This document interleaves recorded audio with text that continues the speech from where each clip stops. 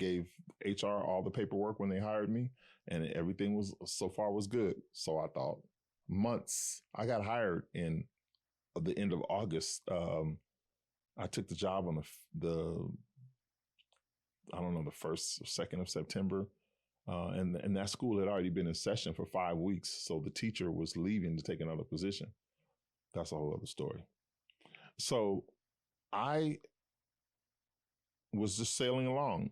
When you're an intern, you get a master teacher, someone who's going to walk with you and help you reach your checkpoints and all that kind of thing. So I had a master teacher who was my cross hallway partner. She was a dynamic teacher, a really cool person.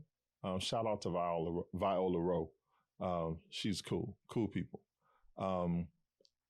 And she helped me to really navigate. Now, I'm a seasoned adult, so I've taught in other forums and other arenas and other industries. So teaching is what I do. I've always done that. So that part, I had that.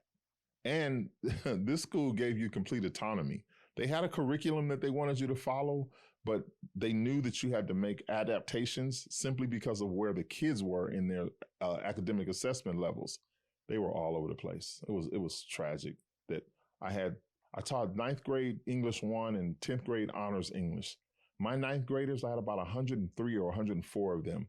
Probably 75% of them were reading at a 3rd grade level. It was ridiculous. And then my honors students, I had 2 honors classes. More than 50% of them shouldn't have even been in an honors class because they had no idea what they were doing.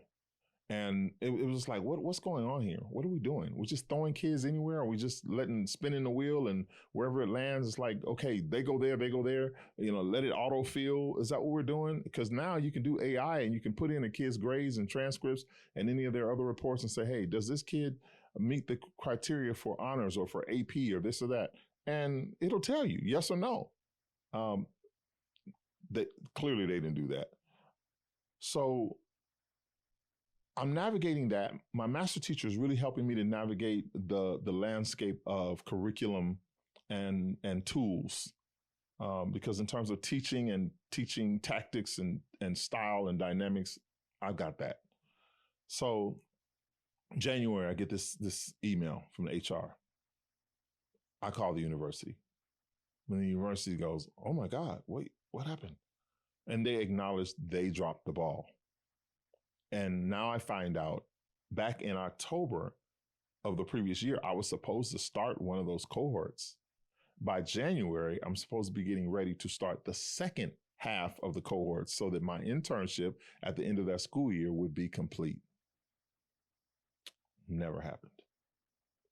The HR department kind of came at me like I had done this. And they were like, if you don't get this straight, we're going to have to let you go. We're going to have all these different things. I was like, what? I was like, I didn't have anything to do with this. So the university took full responsibility. They dropped the ball.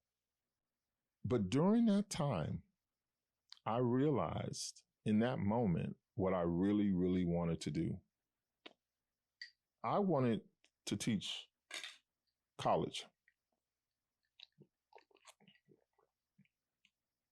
I was very disappointed and discouraged by the level of the academic levels that the kids were on.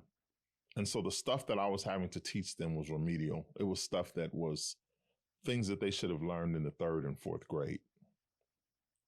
I might as well go teach 3rd and 4th graders because then I could teach them. And then when they get to high school, they'll be right. But there's no way in the world I would ever deal with children that young. I'm too old. So I said, you know what? I told the university, I said, you know what? You guys are right. You dropped the ball and you've thwarted my plan. Because what it meant was that I was going to have to either start the cohort in the second half of the year and then continue it in the following year, which would have meant I would have been an intern for 2 years in a row. Now, here's how this goes. You do your internship for 1 year, and then you do what's called induction for 1 or 2 years. And that varies depending on some other factors. And then you get your credential, your full credential. But after you do your internship, you get your preliminary credential. And you You can go to one place and teach and on the internship year, and then leave that school and go teach somewhere else and get your induction there.